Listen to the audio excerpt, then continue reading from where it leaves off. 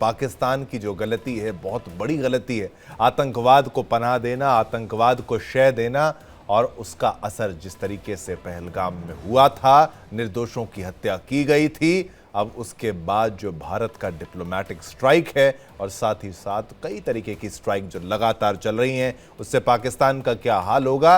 क्या अब पाकिस्तान कुछ बदलाव अपने मन में, अपने एडमिनिस्ट्रेशन में लाएगा या नहीं लाएगा, या फिर सेना की गलतियों का खामियाजा वहां की जनता भुगतेगी? इसी पर और जानकारी देने के लिए हमारे साथ एक्सपर्ट्स जुड़ चुके हैं। मैं स्वागत करना चाहूँगा, हमारे साथ कुछ ही पलों में आपके टेलीविजन स्क्रीन पर वो मेहमान आएंगे जो डीपली एनालिसिस करेंगे हर उस मुद्दे का, हर उस पॉइंट का।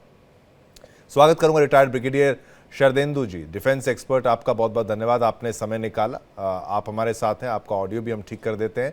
Retired group captain UK Devnath ji, आपका बहुत बहुत धन्यवाद, डिफेंस एक्सपर्ट, आपने समय निकाला, आपका धन्यवाद। और मोहसिन रजा खान जी हमारे साथ हैं, पाकिस्तान से पत्रकार हैं, आपका भी शुक्रिया, आपने अपना वक्त निकाला, कीमती वक्त यहाँ पर। चलिए सबसे पहले शुरुआत कर लेते हैं, मोहसिन रजा खान साहब आप ही से कर लेते हैं। गलती आसिम मुनीर के द्वारा की गई है, लेकिन अब दिक्कतों का सामना पूरे के पूरे पाकिस्तान को करना पड़ेगा या पड़ सकता है। अगर युद्ध होता भी है, जंग होती भी है, तो आम जनता वहां पर पिसेगी। तो क्या आसिम मुनीर को लेकर पाकिस्तान में अब कोई हलचल मची है कि नहीं मची है? लोग बदलाव चाहते हैं कि नहीं चाहते हैं? भड़काऊ भाषण जिस तरीके से उन्होंने दे दिया था, बयानबाजी कर दी थी, उसके बाद हिंदू मुसलमान का जिस तर्ज पे उन्होंने स्टेटमेंट एक ऐसे प्लेटफॉर्म पे दिया जहां नहीं देना था, और उसके बाद जब आतंकी आते हैं, मजहब पूछ के गोली मारते हैं, तो फिर कुछ तो किया जाना चाहिए पाकिस्तान में वहां के जनरल का, ऐसे भड़काऊ जनरल का। देखिए, भारत में लगता है कि कुछ पाकिस्तान के हवाले से गलतफहमी है। ये भारत ने जो पाकिस्तान के खिलाफ जंग का माहौल पैदा की है, इसमें जो लोग भी पाकिस्तान कौम में है वो जनरल आसिम मुनीर की पुष्ट पे खड़े हैं। पाकिस्तान में जो जनरल आसिम मुनीर के और इस्टेब्लिशमेंट के खिलाफ सबसे बड़ी जमात है पाकिस्तान तहरीक-ए-इंसाफ, उसने भी जनरल आसिम मुनीर की पाकिस्तान फौज की हिमायत में बयान दिया है कि वो फौज के साथ खड़ी है। तो ये एक तरफ से भारत ने जो है पाकिस्तान के अंदर जो मुतहद कुव्वतें थी जो कि एक दूसरे से लड़ रही थी, उनको इकट्ठा कर दिया है और अब पूरी कौम एक साथ है। ये गलत फहमी है आपकी कि लोग आसिम मुनीर के खिलाफ हो गए, बल्कि आसिम मुनीर को जो अवामी हिमायत है पहले से ज़्यादा मिल रही है। और इसकी वजह यह है कि भारत जो है पहलगाम के हमले को ये साबित करने में नाकाम रहा है कि ये पाकिस्तान की कोई हरकत थी, बल्कि अभी तक भारत के पास कोई ऐसे सबूत नहीं है जिसमें बताया जा सके कि इस हमले के पीछे पाकिस्तान या पाकिस्तान की फौज या पाकिस्तान की हुकूमत इन्वॉल्व है। तो ये गलती जो भारत ने की है। दूसरी बड़ी बात है कि आपकी जानब से इंडियन मीडिया ने इसको एक मुसलमानों के खिलाफ प्रोपेगेंडा टूल के तौर पर इस्तेमाल किया है, और हमें ये देखते हैं कि पहलगाम में जो मरने वाले हैं उनमें बड़ी तादाद मुसलमानों की भी है। लिहाजा आपको ये याद रखना चाहिए कि आपने जो प्रोपेगेंडा किया है कि मजहब की शनाख्त करके या धर्म का पूछ के लोगों को कत्ल किया गया है, तो उसका भी आपका प्रोपेगेंडा जो है वो बेनकाब हो गया है। और इस वजह से आपको मोहसिन जी देखिए की कोई हिमायत नहीं मिल सकी, बल्कि कौम जो है जनरल आसिम मुनीर के पीछे खड़ी है। नहीं ठीक है, आप बार बार कौम कह रहे हैं, आप पाकिस्तानी कौम कह रहे हैं या मुसलमानों की बात कर रहे हैं? आप किसकी बात कर रहे हैं, कौन सी कौम? पाकिस्तानी कौम जो है जनरल आसिम मुनीर के पीछे खड़ी है। आपने मुसलमानों के हवाले से गलत झूठा प्रोपेगेंडा किया है कि मदद या धर्म का पूछ के लोगों को मारा गया है। मैं कह रहा हूँ मोहसिन रजा खान साहब, आप मैं नहीं कहता, हमने ये देखिए, मैं गए तो उसके मोहसिन साहब मौजूद है। मोहसिन साहब, ये मैं नहीं कह रहा, ये वहाँ पर जो औरतें थीं, जो निहत्थे लोग थे, उनके द्वारा, जिन्होंने अपने पतियों को खोया है, जिन्होंने अपने पिता को, अपने वालिद को, बच्चों ने खोया है, उन्होंने जाकर ये सारे स्टेटमेंट्स दिए हैं कि मजहब पूछा गया। आप ध्यान से सुनिए मोहसिन साहब, ये इस पे कोई प्रोपेगेंडा कोई कुछ नहीं कर रहा है, इंडियन मीडिया या पाकिस्तानी मीडिया, कोई मीडिया। मजहब पूछा गया है कि कलमा पढ़ के दिखाओ, बाकायदा पतलून उतरवाई गई है जिस तरीके से। ये शर्मनाक भाषा है, लेकिन इसका इस्तेमाल करना पड़ेगा ताकि आप समझें मजहब जानने के लिए क्या कुछ नहीं किया गया उन आतंकवादियों के द्वारा, जिनको आप कहते हैं कि भाई कश्मीर में आज़ादी लाने के लिए वो लड़ रहे हैं। आप लोग तो उनको फ्रीडम फाइटर कहते हैं। अब आप क्यों डिनाई कर रहे हैं? आप तो एक मोहसिन साहब गलत बयानी कर रहे हैं नेशनल टेलीविजन पर आकर। आप कह रहे हैं कि मजहब की बात ही नहीं है। हमने तो नहीं पूछा मजहब, उन आतंकवादियों ने, दहशतगर्दों ने लोगों से पूछा मजहब बताओ, कलमा पढ़ के सुनाओ। उसमें से तो एक क्रिश्चियन था, वो कह रहा है मैं कहां से पढ़ूं, मैं तो क्रिश्चियन हूं, मुझसे आप कैसे कलमा पढ़वाएंगे? उसको बिठाया, झुकाया, गोली मार दी। मोहसिन साहब, ये तो फैक्ट है, इसको तो अग्री करिए, जो कि ऑडियो विजुअल प्रमाण है। देखिए, पाकिस्तान ने ऑफर की है कि इम्पार्शल इस मामले की इन्वेस्टिगेशन करवाई है, और 24 घंटे हो गए पाकिस्तान के वजीर दफा मोहसिन नकवी और पाकिस्तान के वजीर दफा ख्वाजा आसिफ ये बार बार कह चुके हैं कि इंडिया के लिए हम तैयार हैं कि वो किसी न्यूट्रल लोगों से इसकी वाकई की तहकीकात कराए। पाकिस्तान हर मुमकिन ताउन करने के लिए तैयार है। भारत क्यों नहीं जवाब देता इस पेशकश का? क्यों भारत अब क्या बात की जाए? इतनी बार बात की। हाफिज सईद वहां पर, आतंकी हाफिज सईद, वो दहशतगर्द वहां पर बैठा हुआ है, उसको आपको पता है वहां पर बैठा हुआ है। तमाम दहशतगर्द आतंकी संगठन के आका वहां बैठे हुए हैं, आप तब कुछ करते नहीं। आप कैसे सोचते हैं? बार बार एक जो धोखा मिलता है ना पाकिस्तान से, इसलिए बात करने का क्या फायदा? आप सोचिए, बात करके क्या मिल जाएगा? आप दे देंगे हाफिज सईद को, हमें लश्कर तैयबा के अध्यक्ष को दे देंगे, प्रेसिडेंट को दे देंगे, वहां के आतंकी संगठनों को बंद कर देंगे वहां पर? अगर आप कर देंगे तो आइए आज ही बात करते हैं। देखिए, आप इस मामले के ऊपर क्यों नहीं आ रहे कि इस मामले की इम्पार्शियल इन्वेस्टिगेशन की जाए और जो लोग भी इन्वॉल्व हैं उनको बेनकाब किया जाए। आपने क्यों ऐसी रिपोर्टों पे कोई रिपोर्ट नहीं है, इन्वॉल्व है? आप इसका मतलब है कि चोर की दाढ़ी में नहीं, कोई चोर की दाढ़ी में दिन का ही नहीं है। वो देखिए, अब छोड़िए, मैं शब्दावली गलत इस्तेमाल नहीं करना चाहिए। चलिए, आपकी मैंने पॉइंट्स को यहाँ पर रखा, अब बाकी मैं पैनलिस्ट पर भी आना चाहता हूँ। ब्रिगेडियर शरदेंदु जी, डिफेंस एक्सपर्ट हमारे साथ, वो भी मौजूद है। मैं समझता हूँ आप सभी का ऑडियो इस वक्त ठीक होगा। शरदेंदु जी, आप मुझे ये बताइए, अब क्या प्रूफ दें? अब वहां पर जिस तरीके से कहा जा रहा है कि अब हमें प्रूफ दे अगर सरकार, तो हम वहां पर कुछ एक्शन करें, लेकिन अब हम समझ गए क्या बात की जाए। बात करने का कोई फायदा तो होता नहीं है, इसीलिए हमने बात करना बंद कर दिया है, और ये बहुत जरूरी था।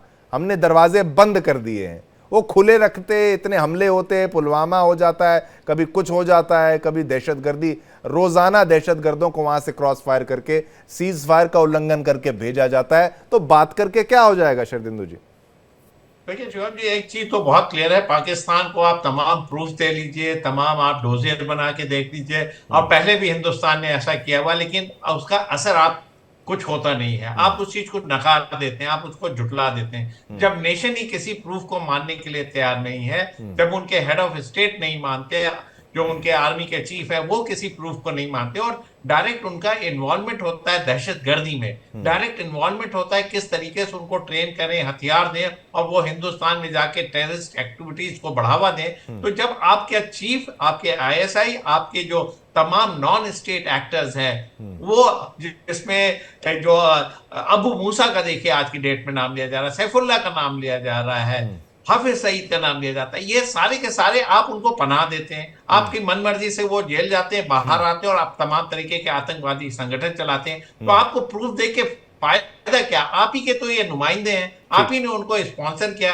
और ये जो टेररिज्म है ये तो स्टेट स्पॉन्सर टेररिज्म है, ये आप ही के पैसे पे पलते फूटते हैं, बड़े होते हैं। तो आपको ये समझना पड़ेगा। तो ऐसे देश को प्रूफ देके आपको मिलेगा क्या? और देखिए, हमने कई बार इनको प्रूफ दिया, तमाम तरीके के इंटरनेशनल एजेंसीज को हमने प्रूफ दिया, लेकिन आप किसी चीज को मानने को तैयार नहीं है। और ये दहशतगर्दी जो एक्टिविटीज है वो दिन रात बढ़ती चली जा रही है, और इस बार तो आपने लिमिट क्रॉस कर दिया, इसलिए हमें इस तरीके का एक्शन लेने के लिए आपने मजबूर किया। ये हमने बड़ा ही सोचा समझा स्टेप लिया है। इंडस वाटर ट्रीटी को निरस्त कर दिया है, हेल्ड इन एबेंस है। तमाम तरीके के जो हमारे डिप्लोमेटिक के जो स्टाफ है उसको, आपके स्टाफ को कम किया गया, वीजा निरस्त किया गया। ये शुरुआत है। अब देखिए पाकिस्तान धीरे धीरे चोक हो जाएगा। हमने देखिए अरेबियन सागर की तरफ भी हमने अपने जंगी बेड़े भेज रखे हैं। नॉर्थ में आपको पूरी तरीके से पीओके जो हिंदुस्तान में मिल रहा है। आपने जो आज की डेट में शिमला एग्रीमेंट को सस्पेंड किया है, इसमें आपका बहुत बड़ा नुकसान होने जा रहा है। अब एलओसी के अक्रॉस जो भी इलाके में हिंदुस्तान की सेना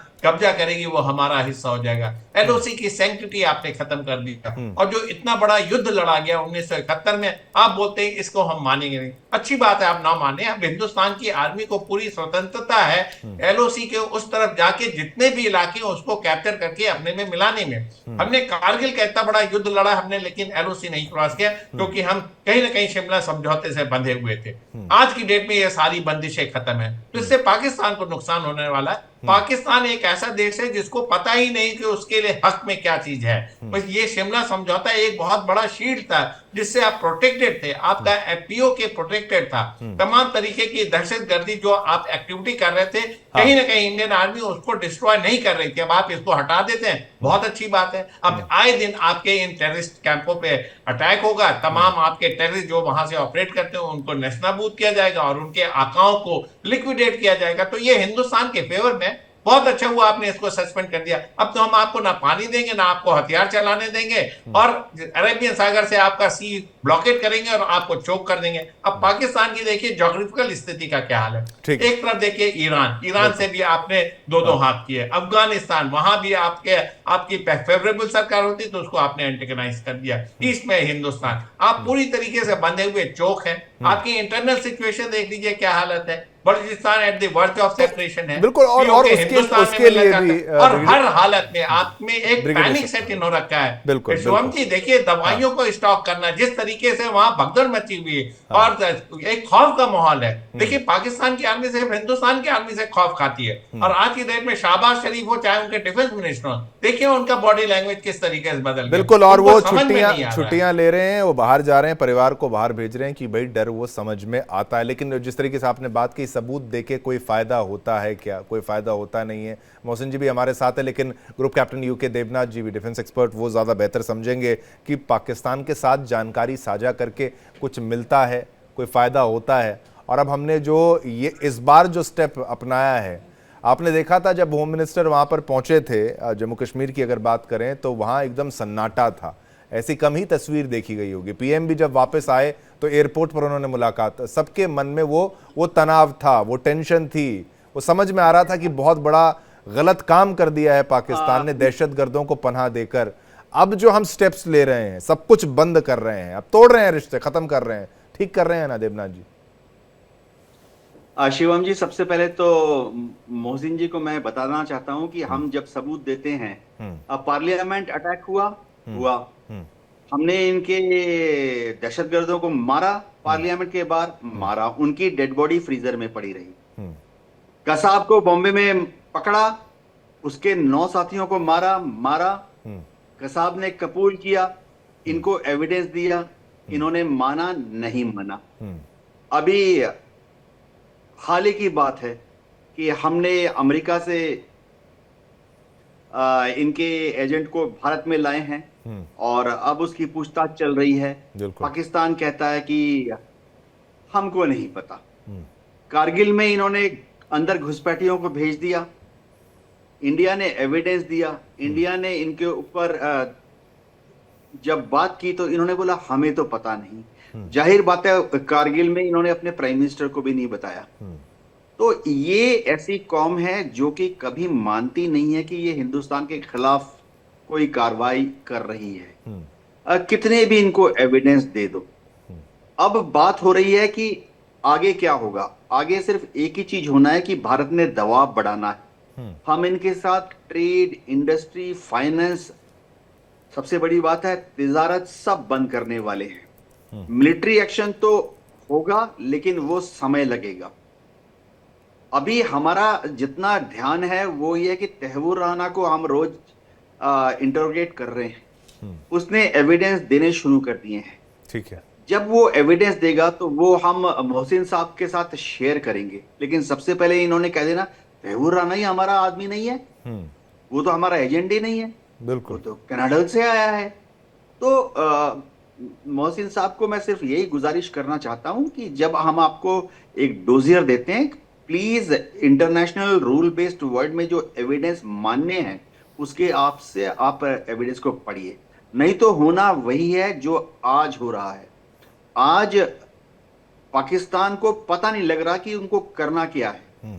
आपने अपनी आर्मी नेवी एयरफोर्स को एक्टिवेट कर दिया, आपको इतना हर दिन का खर्चा पड़ जाएगा कि अगले 3 महीने तक हम आपकी आर्मी नेवी एयरफोर्स को ऑप अलर्ट में रखेंगे। आपकी डिफेंस बजट का 70% सिर्फ इस मोबिलाइजेशन को सपोर्ट करने में चले जाना है। आप पाकिस्तान में बैठे हैं, अगर आप चाहते हैं कि पाकिस्तान के ऊपर जो दबाव है वो कम हो, बिल्कुल, उसका एक ही जरिया है जो कि हम गुजारिश कर रहे हैं 50 साल से। आप JNK में गवर्नर मत कीजिए, आराम से रहिए, भारत आपसे बातचीत करेगा, हम तिजारत शुरू करेंगे, ट्रेड शुरू करेंगे आपके साथ, सारे डिप्लोमेटिक प्रोटोकॉल फॉलो करते हुए आपको इज्जत देंगे। लेकिन आपके जो रूलिंग एलिट है, ज्यादातर पंजाबी मुस्लिम हैं, सुन्नी हैं, उनके दिमाग में कश्मीर का फितूर इतनी बुरी तरह से फंसा हुआ है कि आपका देश भले ही भिखारी बन जाए, आपकी जनता भले ही दाने दाने के लिए मजबूर हो जाए, लेकिन कश्मीर का राग अलापने से आप कहीं नहीं हटते हैं। बिल्कुल, बिल्कुल। सार्क हो, हाँ, OIC हो, हर जगह पे आप जाते ही पहला एजेंडा आप डाल देते हैं कश्मीर का। बिल्कुल जी, और ये जरूरी नहीं है। अब आपको ये करना चाहिए कि आपको इससे बाहर निकल के अपने देश के बारे में सोचना चाहिए। और अभी भी हिंदुस्तान ये कह रहा है कि अब तो आपको एक्शन लेना पड़ेगा, नहीं तो अब और बातचीत नहीं होगी। मोहसिन रजा खान भी हमारे साथ इस वक्त हैं। मोहसिन जी, आपसे मेरा ये सवाल रहेगा, अब आप कहते हैं कोई प्रूफ दें, अभी पहले पूरी इन्वेस्टिगेशन तो हो जाने दीजिए। सारे प्रूफ आपको देते हैं, जैसे कि कहा था पार्लियामेंट अटैक पर दिया था, मुंबई अटैक्स का आपको दिया था, पर उससे होना जाना क्या है?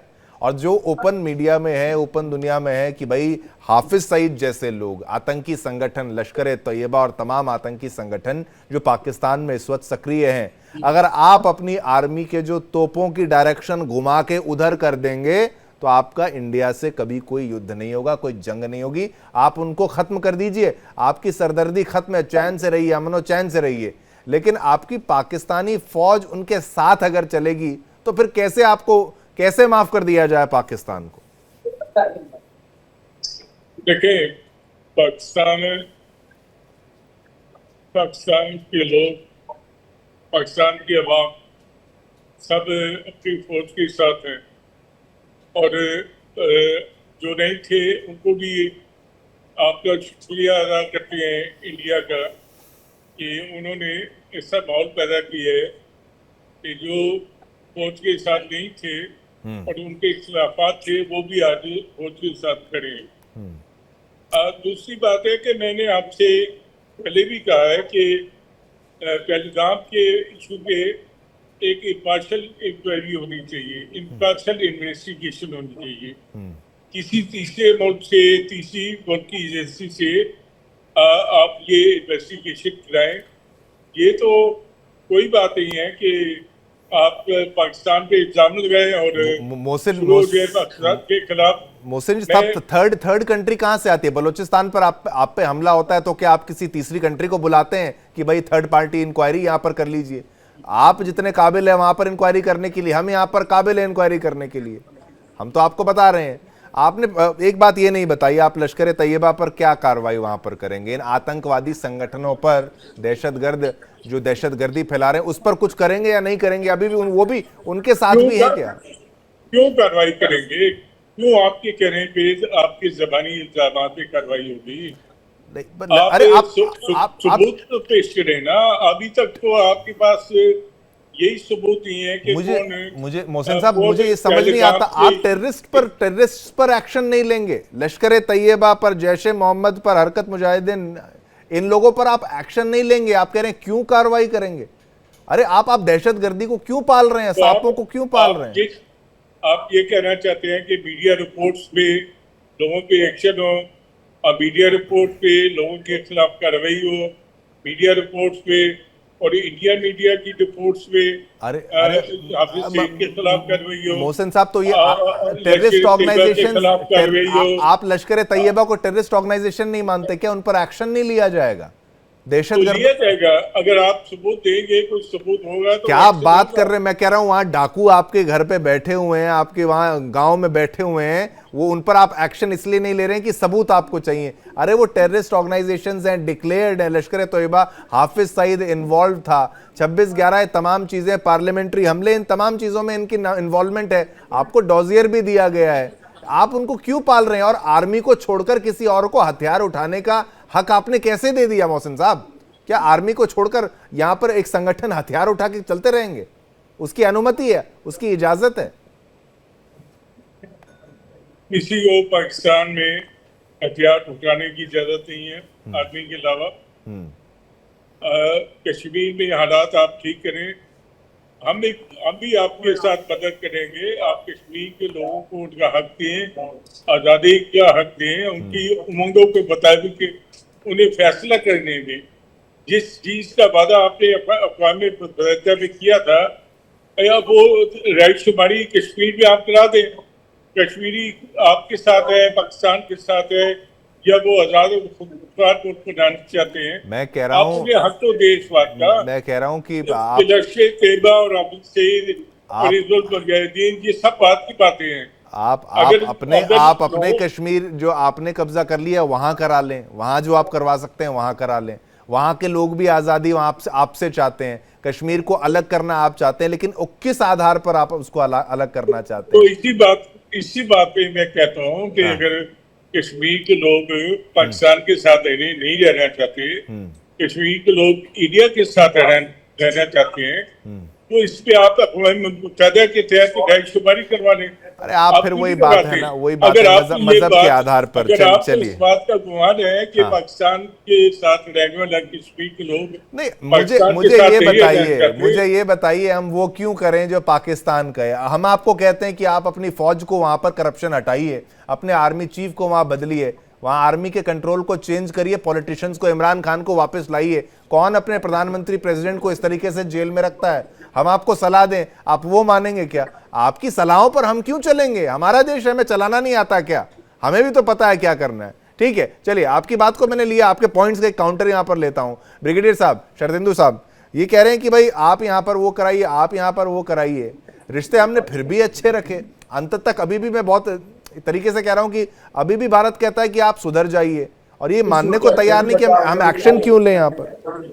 देखिए, हिंदुस्तान ने जो भी एक्शन लिया है, साथ में एक क्वेश्चन लगाया हुआ है, हेल्ड इन अबेयंस है इंडस वाटर ट्रीटी। आप आतंकवादी गतिविधियों से अपना हाथ हटा लीजिए, अपने इन नॉन स्टेट एक्टर्स को एलिमिनेट करिए, सारे ट्रेनिंग कैंप को बंद करिए, और आगे एश्योरेंस दीजिए कि इस तरीके की घटनाएं नहीं होंगी, और आप पूरी तरीके से टेररिस्टों के खिलाफ काम करेंगे। हालांकि पाकिस्तान भी इस टेररिज्म से सफर कर रहा है, टीटीपी उनके कंट्रोल में नहीं, तमाम तरीके के टेररिस्ट ऑर्गेनाइजेशन उनके यहाँ खुद धमाके कर रहे हैं। उनकी खुद के जो टेररिस्ट ऑर्गेनाइजेशन वो चाइना का जो कमर्शियल इन्वेस्टमेंट हुआ उसके खिलाफ हैं। आपका जो आम जन समूह है वो भी पाकिस्तान के एडमिनिस्ट्रेशन और पाकिस्तान की जो सियासत है उसके बरखिलाफ है। और साथ में जब आप इंस्ट्रूमेंट ऑफ एक्सेशन हिंदुस्तान के फेवर में साइन किया जेएनके के राजा ने, हरि सिंह ने, उस समय तो वो हिंदुस्तान का अभिन्न अंग बन गया। उसके बाद आपने सेनाएं कैसे भेजी, कबालियों को वहां भेज के कब्जा करने की कोशिश की और अपने में फोर्सफुली मिलाने की कोशिश की 1948 में। जब आपको मुंह की खानी पड़ी तो एक जब हिंदुस्तान यूएन में गया तो प्लेबेसाइट की बात हुई। वो प्लेबेसाइट पूरे जेएनके में होना था, ये नहीं था कि पाकिस्तान ने जो कब्जा कर दिया वहां पे सेना रहेगी और बाकी जगह आप प्लेबेसाइट कराइए। आज की डेट में पाकिस्तान का एक एक सैनिक जो वहां पे डिप्लॉयड वो इलीगल ऑक्युपाइड है। पाकिस्तान ने कश्मीर को इलीगली ऑक्युपाई कर रखा है। आप वहां से पहले विड्रॉ करिए। ये हिंदुस्तान का अभिन्न अंग है, हिंदुस्तान में मिलेगा और आगे की धाराएं हिंदुस्तान तय करेगा। और उसके बाद शिमला समझौता हुआ। शिमला समझौता में देखिए बात बहुत क्लियर थी कि जो भी इश्यूज है वो बायलैटरल टॉक के द्वारा सॉल्व की जाएंगी, उसमें किसी थर्ड पार्टी का इंटरवेंशन नहीं होगा, एलओसी का रिस्पेक्ट किया जाएगा और जो भी डिफरेंसेस है म्यूचुअली रिजॉल्व किए जाएंगे। क्या आपने इसमें से एक भी चीज मानी, एलओसी के रिस्पेक्ट की? क्या आपने कश्मीर के इशू को इंटरनेशनलाइज नहीं करने की कोशिश की? तो आप किसी भी एग्रीमेंट को मानते नहीं, और हिंदुस्तान जब किसी एग्रीमेंट को हेल्ड इन एबेंस करता है तो अब आप एकदम बिलबिला जाते हैं, आप तमाम तरीके की धमकी देने चले जाते हैं, आप तमाम तरीके के अनाप शनाप स्टेटमेंट देने लगते हैं। एक्चुअली हमारी हालत देखिए पाकिस्तान की है खराब, जनता त्रस्त है, भुखमरी के दौर से गुजर रही है, आर्थिक बदहाली, और आज की डेट में सेना के 50% से ज्यादा इक्विपमेंट काम ही नहीं करते हैं। आप लाख बोलते रहे कि आप हिंदुस्तान को सबक सिखा देंगे, न्यूक्लियर ऑप्शन अडॉप्ट कर ले, XYZ, लेकिन आप इस हालत में है ही नहीं। अगर आपने न्यूक्लियर ऑप्शन पे गए तो पाकिस्तान अगले दिन से इस मैप पे ही नहीं रहेगा। सबको पता है ये विश्व के मैप से पाकिस्तान गायब हो जाएगा और आपके एक एक नागरिक खत्म हो जाएंगे, मार दिए जाएंगे। इस चीज को आपको समझना पड़ेगा। और इस स्टेट के आने से पहले ही जब आपके यहाँ बाल्कनाइजेशन का दौर चल रहा है, जब आपसे के साथ कोई रहना ही नहीं चाहता है, तो आप किस मुंह से ऐसी बातें करते हैं? तो पाकिस्तान एक रोग स्टेट है, ऐसा मेरा मानना है, और बहुत जल्दी इसको एक टेररिस्ट कंट्री डिक्लेयर कर दिया जाएगा, क्योंकि आप तमाम तरीके की ऐसी एक्टिविटीज में भाग लेते हैं, टेररिस्टों की मदद करते हैं। ओसामा बिन लादेन आपके यहाँ पाया गया, आपके यहाँ अमेरिका ने घुस के मारा, तमाम तरीके के टेररिस्ट एक्टिविटीज को आप बढ़ावा देते हैं। अगर मैं लिस्ट करूं तो 20 ऐसे टेररिस्ट ऑर्गेनाइजेशन हैं जो आपके यहाँ फल फूल रहे हैं, तमाम तरीके की टेररिज्म बढ़ा रहे हैं, और आपसे TTP कंट्रोल में नहीं हो रहा, आपसे अफगानिस्तान से जो ट्रेन तालिबान है वो कंट्रोल में नहीं हो रहा, आपसे बलूचिस्तान के लड़ाके या ब्रिटिश आपसे कंट्रोल नहीं हो रहे, तो आप कहां स्टैंड कर रहे हैं? आप किस स्टेट में, किस हाल? और आज की डेट में जो पैनिक है, दवाइयां इकट्ठा करो, आपके डिफेंस मिनिस्टर पैनिक स्टेट में आ रखे, शहबाज शरीफ कुछ बोल रहे हैं। हर ऐसे बोलने से, बयानों से नहीं लड़ाई लड़ी जाएगी। सोचते कि आप ऑफिस में बैठ के बयान दे देंगे आपके मिनिस्टर तो आप युद्ध जीत लेंगे, हिंदुस्तान को आप चोट पहुंचा लेंगे। देखिए लड़ाई जब होती तो ग्राउंड पे लड़ी जाती, सोल्जर्स लड़ते हैं, आपके इक्विपमेंट, आपकी लड़ाई लड़ने की युद्ध कौशल, आपकी किस तरीके से रणनीति बनाई वो काम आती, उसमें आप फेल हैं। आप कहीं स्टैंड नहीं करते, चाहे एयरफोर्स हो, नेवी हो, चाहे आर्मी हो। तो अगर आप सिर्फ स्टेटमेंट बाजी करें या मीडिया में लड़े या प्रिंट मीडिया में लड़े या इस तरीके के स्टेटमेंट दें तो अलग बात है, लेकिन जब ग्राउंड की वास्तविक स्थिति होती है, और ये ISPR का प्रोपेगेंडा नहीं लगता तो क्या है ये और क्या है? इसको किस तरीके से देखा जाए? अब ये हर बार सबूत देते रहे तो देते हम थक जाएंगे। ग्रुप कैप्टन यूके देवनाथ जी, अब आपसे मैं ये प्रश्न पूछना चाहूंगा। आपने एक बात बहुत महत्वपूर्ण यहाँ पर रखी कि भाई पाकिस्तान अगर ये एक्सरसाइजेज ही करता रहे तो इतना खर्चा उसका हो जाएगा। वहाँ पर खाद्य सामान की जो है इतनी दिक्कत हो गई, लोगों को खाने की दिक्कतें हो गई कुछ स्थानों पर, और ये डायरेक्ट इम्पैक्ट है। इस पर पाकिस्तान ने फोकस नहीं किया। आर्मी आती है, आसिम मुनीर आते हैं और किसी मौलाना की तरह, मौलवी की तरह वो बयान दे देते हैं और हर कोई उसको सुन लेता है, कोई तालियां बताता है, जगलर वेन कह देते हैं। ये किसी आर्मी चीफ की भाषा आपको लगता है वहाँ पर है? वहाँ पर हिंदू भी रहते होंगे, क्रिश्चियन भी रहते होंगे, हालांकि उन्होंने मार के या कन्वर्ट करके उनको बर्बाद कर दिया है, लेकिन इस तरीके के स्टेटमेंट्स और इनकी मौजूदा यथास्थिति, ये ज्यादा बोलना नहीं कहा जाएगा क्या? शिवम जी, हो ये रहा है कि पाकिस्तान में आर्मी चीफ ने जो बयान दिया, दुनिया के किसी भी आर्मी चीफ ने अगर इस तरह का बयान दिया होता तो अगले दिन ही उनकी जो सरकार है वो उसको हटा देती। दुनिया के काफी मुल्क हैं, ज्यादातर मुल्कों में ये धर्म होता है, वो धर्म होता है, सारे धर्म मिलकर अपनी फौज में काम करते हैं। मैं बोलना नहीं चाहता, बहुत ही शर्म की बात है कि एक आर्मी चीफ के ओहदे पे रहने वाला व्यक्ति ये कह रहा है कि हिंदू अलग कौम है, मुसलमान अलग कौम है। अरे भाई, आपके देश में क्या सिर्फ मुस्लिम है क्या? आपके देश में क्या दूसरे धर्म के लोग नहीं हैं? अभी हमारे पाकिस्तानी दोस्त बोल रहे थे कि पूरी कौम लड़ने के लिए तैयार है। आपने शिवम जी बड़ा अच्छा सवाल पूछा, उसका क्या मतलब है? सिर्फ मुस्लिम लड़ने के लिए तैयार हैं? बिल्कुल, क्योंकि आपके आर्मी चीफ के बयान के अनुसार अगर पाकिस्तान में कोई मुस्लिम नहीं है, अगर वो हिंदू है, क्रिश्चियन है, सिख है, तो शायद वो पाकिस्तान का बंदा ही नहीं है। बिल्कुल बिल्कुल। तो ये दिखाता है कि एक और चीज मैं बोलना चाहता हूं कि किसी भी मुल्क की आर्मी चीफ का बयान जो है इस तरह से इतना रूढ़िवादी मैंने कभी अपने जिंदगी में नहीं सुना। सब आर्मीज जो है दुनिया की ज्यादातर मॉडरेट होती हैं। मेरे ख्याल से दुनिया की किसी भी आर्मी में धर्म को लेके कभी यकीन नहीं किया जाता।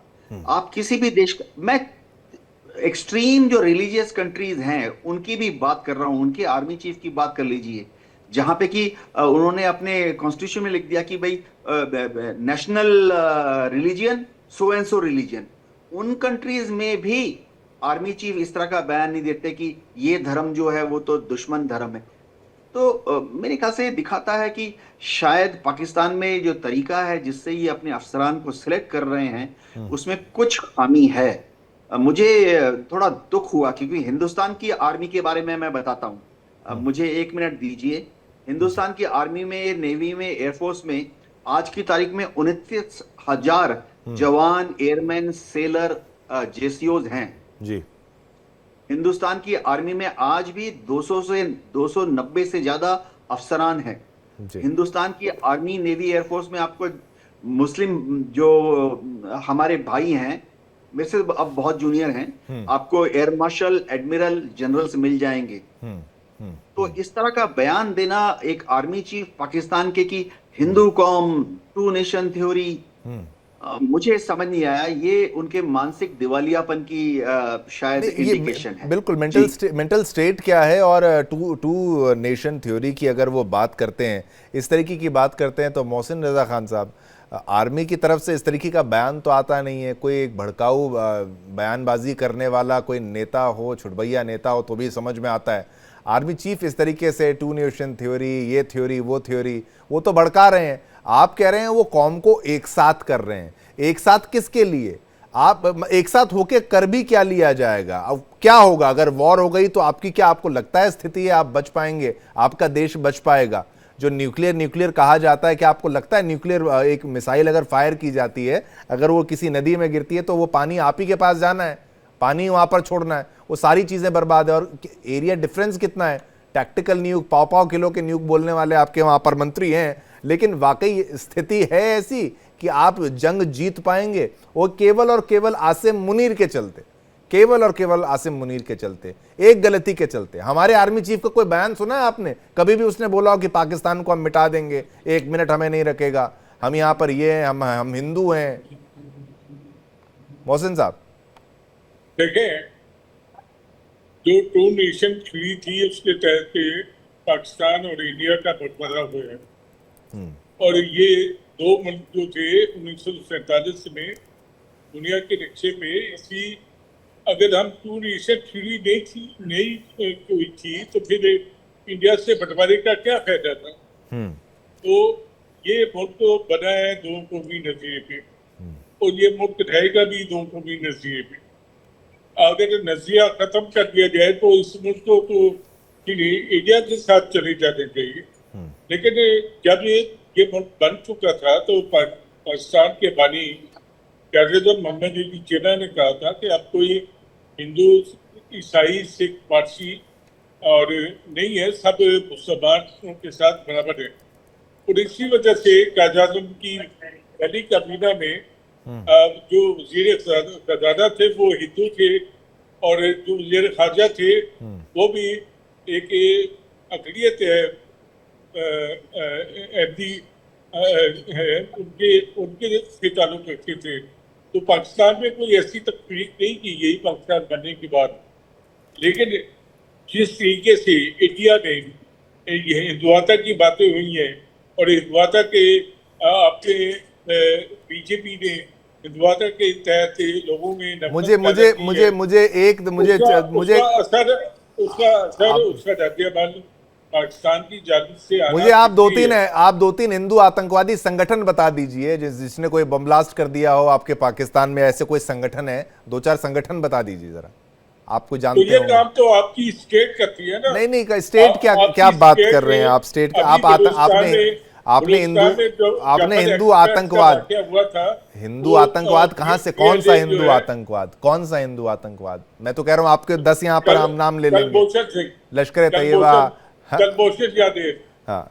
लश्कर-ए-तैयबा, जैश-ए मोहम्मद, हरकतुल मुजाहिदीन, हिज़्बुल मुजाहिदीन, तहरीक-ए-तालिबान पाकिस्तान, लश्कर-ए-जंगवी, लश्कर-ए-इस्लाम, खत्म नहीं होता। बलूचिस्तान में उससे गिरदी करते हुए पकड़ गया था कलबोशन, या देव उसको भूल गए। आप मुझे ये नहीं, आप बात समझ नहीं रहे मोहसिन रजा खान साहब। बहुत टाइम क्रिटिकल है, आप लोगों को अब बड़ा एक्शन लेना चाहिए। वहाँ के टेलीविजन पर डिबेट्स करके, वहाँ के अफसरों को बिठा के एनालिसिस करके, और वो भी साफ साफ बता रहे हैं कि इंडियन फौज कई गुना है, ये कई गुना है, ले देकर एक न्यूक्लियर वाला जो है वो बात सामने आती है।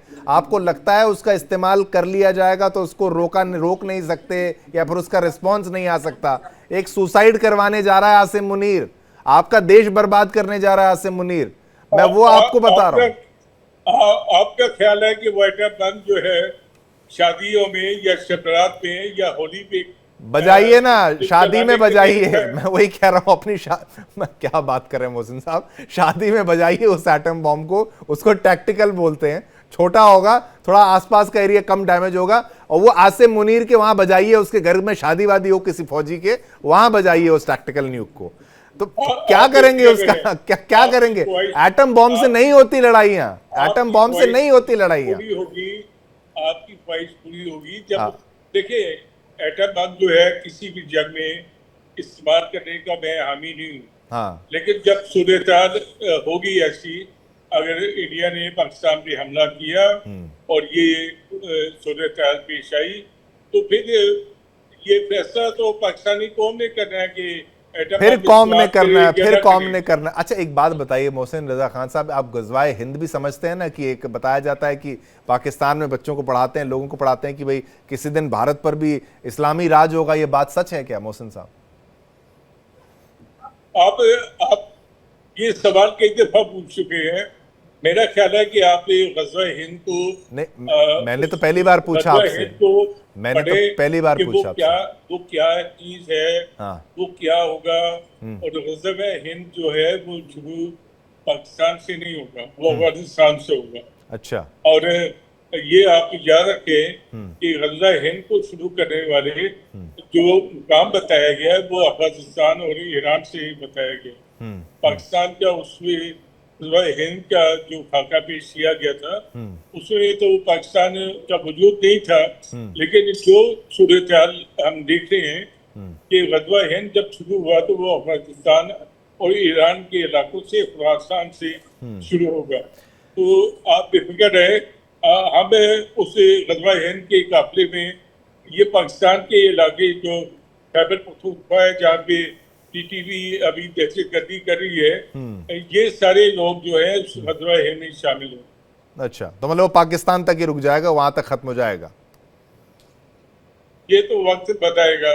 हाँ, मुझे कहीं ना कहीं थोड़ा सा ऐसा लगता है कि आपका भी वक्त जो है, आप चाहते हैं कि वक्त आगे तक जाए। अब बता दीजिए ना मोहसिन साहब, क्या आप चाहते नहीं है कि आपका मन नहीं है कि गज़वा हिंद हिंदुस्तान तक आ जाए और बहुत कुछ यहाँ पर हो जाए मोहसिन साहब? देखिए, इस कह सकता हूँ कि जो हालात बनेंगे आगे के, और जो नए इतिहाद बनेंगे और जो नई कुव्वत इस खत्ते में आएंगी, उसके बाद क्या होता है ये तो कोई कुछ नहीं कर सकता। चलिए ठीक है, आप लेकिन अपने देश के लीडरशिप को, वहाँ की फौज को ये नहीं सलाह देंगे कि भाई ये युद्ध रोक लो, जंग रोक लो, जो गलतियां कर रहे हैं, ये 4-5 टेररिस्ट ऑर्गेनाइजेशन मेन है, इनको सुपुर्द कर दो, इनके दे दो इनको, तो बच जाएंगे, तो ज्यादा अच्छा होगा। युद्ध नहीं लड़ सकते आप, जंग नहीं जीत सकते। मोहसिन साहब आप जानते हैं, आप बार बार न्यूक्लियर क्यों बोल रहे हैं? आप सोचिए कि भाई कन्वेंशनल वॉर में आपके पास उतना असला बारूद नहीं है, उतने लोग नहीं है, ना आपकी नेवी उतनी पावरफुल है, ना आपकी सबमरीन्स उतनी काबिल हैं, सब कुछ खराब है, तभी तो आप बोल रहे हैं न्यूक्लियर। शादियों में जो फोड़ने वाला न्यूक्लियर टैक्टिकल है वो तभी आपके मन से आया है। तो एक फाइनल स्टेटमेंट इस पर दे दीजिए कि रोक सकते हैं तो अभी भी रोकेंगे कि नहीं, कोशिश करेंगे कि नहीं? देखिए, मेरी ख्वाहिश तो है कि पाकिस्तान और इंडिया में ताल्लुकात बेहतर हो, दोस्ताना हो और अच्छे होने चाहिए। लेकिन जिस तरीके का रवैया आपने अपनाया है और जिस तरह पहलगाम के वाक़े की आड़ में आपने पाकिस्तान को ब्लेम करना शुरू की है, तो सही बात है पाकिस्तान ने उसका रद्द-ए-अमल देना था और दे रहे हैं। और आप इस बात से बेफिक्र हैं, हम थोड़े हैं या ज्यादा हैं, हमारे पास हथियार कम है या ज्यादा है, लेकिन हम पूरी कुव्वत से लड़ना चाहते हैं। और ये बात पता भी जाता है कि पाकिस्तान कोई भूटान नहीं है। पाकिस्तान को भूटान की तरह आप जो है नहीं, भूटान बन भी नहीं पाकिस्तान के सकता, साथ वहां पर ग्रॉस डोमेस्टिक हैप्पीनेस बहुत अच्छी है, लोग बहुत अच्छे हैं। आप भूटान से क्या कंपैरिजन करेंगे? वो एक अच्छी जगह है, वहां पर दहशतगर्दी नहीं है, वहां आपका आर्मी चीफ नहीं बोलता कि जगलर वेन दबानी है, ये तमाम चीजें करनी। पर मैं भी कह रहा हूं असला बारूद नहीं है तो क्या तोपों में फौजियों को डालकर वहां से फायर करेंगे? कहां पर असला बारूद नहीं है, कैसे उसको किया जाएगा? कोई बात नहीं। ब्रिगेडियर शरदेंदु जी, आपसे मैं एनालिसिस अब बार बार घूम फिर के बात वहां आ गई जहां नहीं आनी चाहिए थी। बात करते हैं न्यूक्लियर। देखिए, ये शादियों में बजाने के लिए नहीं रखा हुआ है, ये बना लिया गया। क्या वाकई इनके पास है? मैंने तो कई बार ये भी सुना है कि इनकी न्यूक्लियर बॉम्ब भी वाकई वहां पर मौजूद नहीं है। ये भी रिपोर्ट सामने आती है कि उनको हटा दिया गया है। और ये अगर भारतीय फौज को क्या नहीं पता होगा, हमारी इंटेलिजेंस को नहीं पता होगा क्या कुछ हो रहा है? तो ये गीदड़ भपकी जो दी जाती है, इसके अंदर गूदा कितना है, दम कितना है? देखिए, न्यूक्लियर वेपन हमेशा डेटरेंस का काम करता है, इसका इस्तेमाल नहीं किया जाता। ये एक बताता है कि आप हमारे ऊपर हमला ना करें या उस एक्सटेंट तक वार को ना ले जाएं जिसमें कि हमें न्यूक्लियर ऑप्शन को एक्सरसाइज करना पड़े। लेकिन पाकिस्तान के केस में ये अलग बात है, युद्ध शुरू होता नहीं है, टेररिस्ट एक्टिविटी है, हमारे तमाम प्रतिबंध चल रहा है और उसमें न्यूक्लियर की बात करना शुरू कर देते हैं। वो सोचते हैं कि शायद ये न्यूक्लियर से हिंदुस्तान को डरा ले जाएंगे, लेकिन न्यूक्लियर वेपन का इस्तेमाल करना इतना आसान नहीं होता है। आपको समझना पड़ेगा, अगर आपने न्यूक्लियर वेपन इनिशिएट किया, फर्स्ट स्ट्राइक किया, तो आपके ऊपर इसके क्या प्रतिबंध लगेंगे, किस तरीके की स्ट्राइक होगी, ये देश का एक एक नागरिक आपके देश का मारा जाएगा, देश भी शायद ना एग्जिस्ट करे, बहुत सारे ऑप्शन है। आप मीडिया में बोलना या प्रिंट मीडिया में बोलना या इस तरीके से ऑफिस से बयान देना वो अलग बात है। जब ग्राउंड पे किसी चीज को एग्जीक्यूट करना होता है तो आपको 10 बार सोचना पड़ेगा। लेकिन मेरा मानना है कि पाकिस्तान में ये विजडम है नहीं, पाकिस्तान के सियासतदानों में ये विजडम नहीं है, वो किसी चीज को एनालाइज नहीं कर पाते।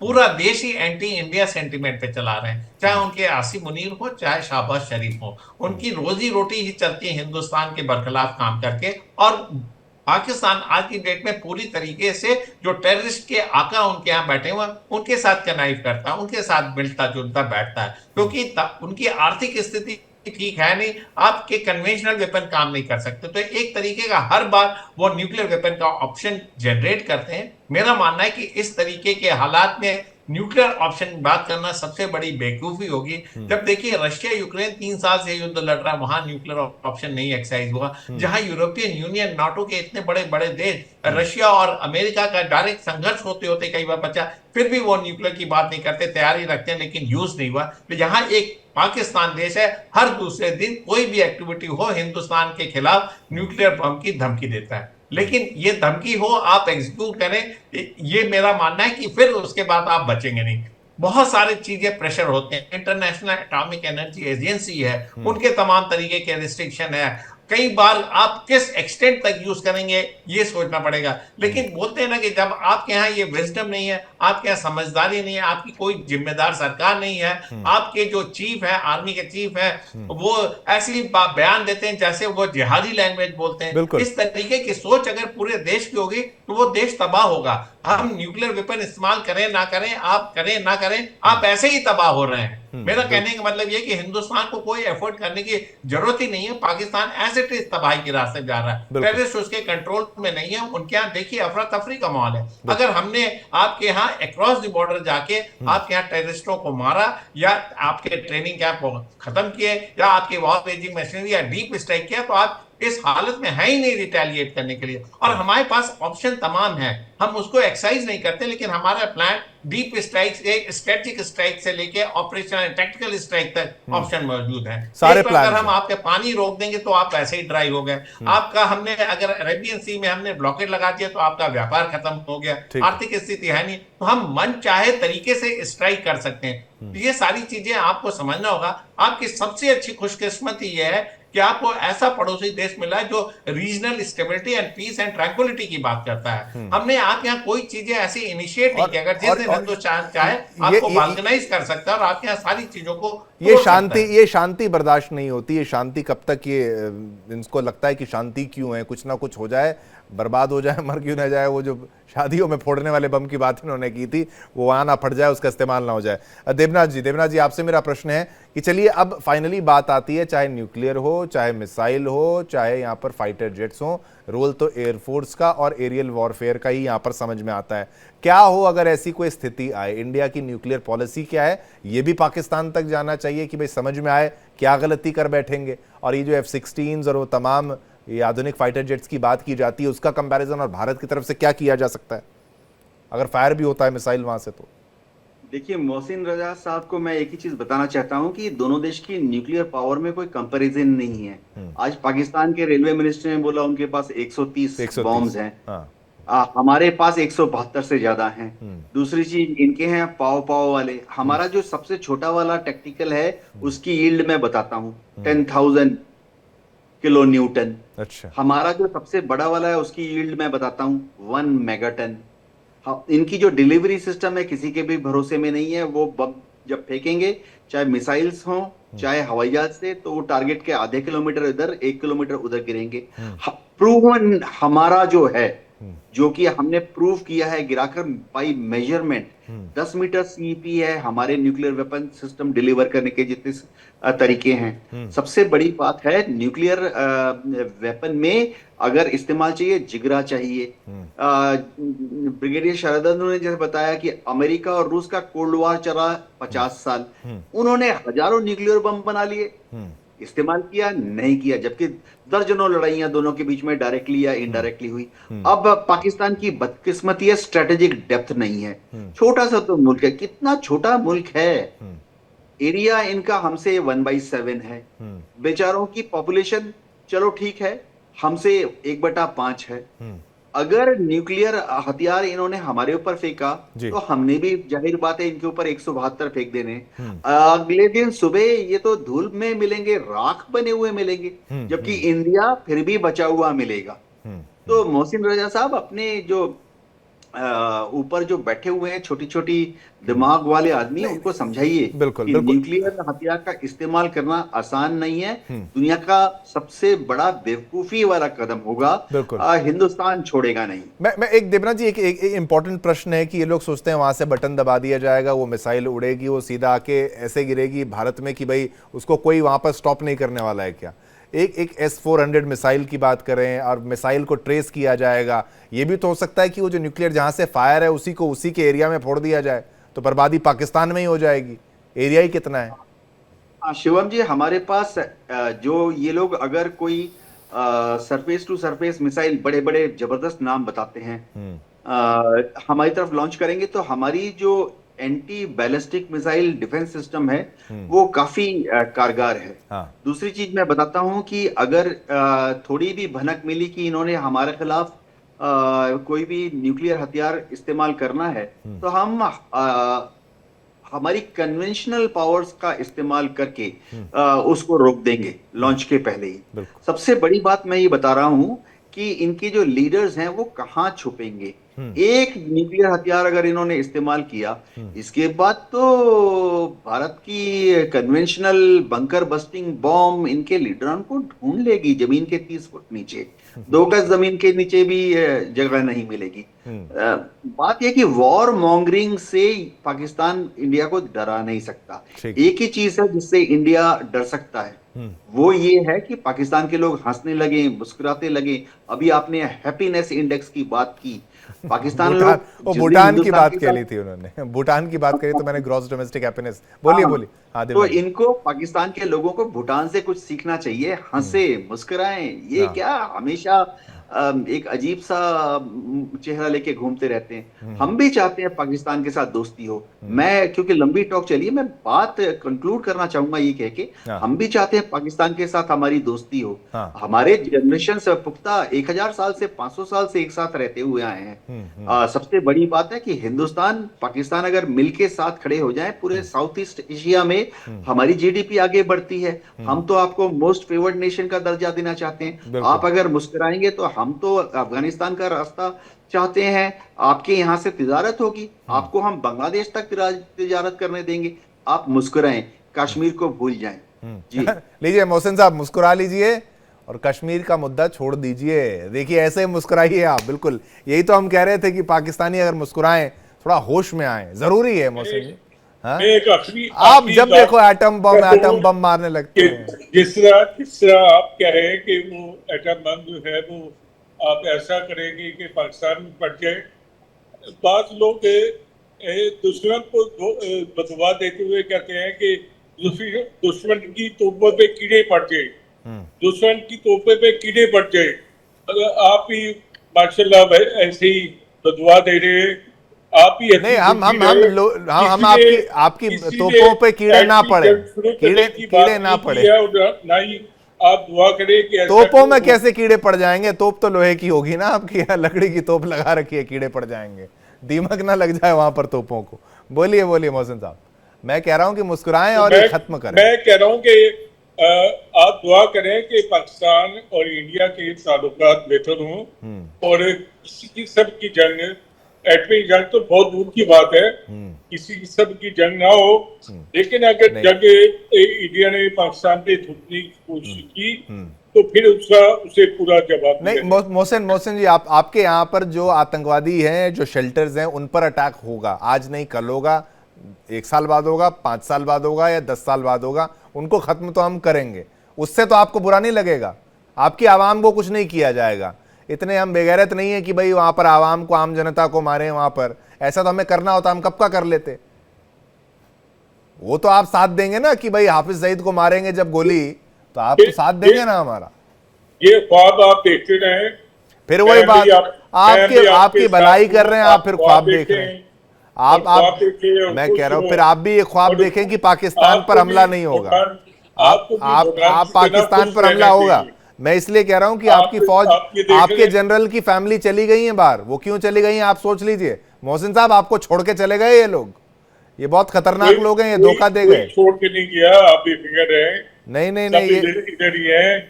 ये ऐसी खबरों से आप खुश होते हैं तो मैं भी आपके साथ हूँ।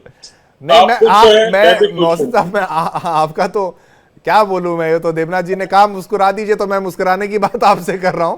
मैं कह रहा हूं वो निकल गए हैं अपनी फैमिली को लेकर। आप थोड़ा समझ जाएं, क्योंकि आप निकल नहीं पाएंगे। फौज पाकिस्तान की करप्ट है और इसका कोई इलाज नहीं।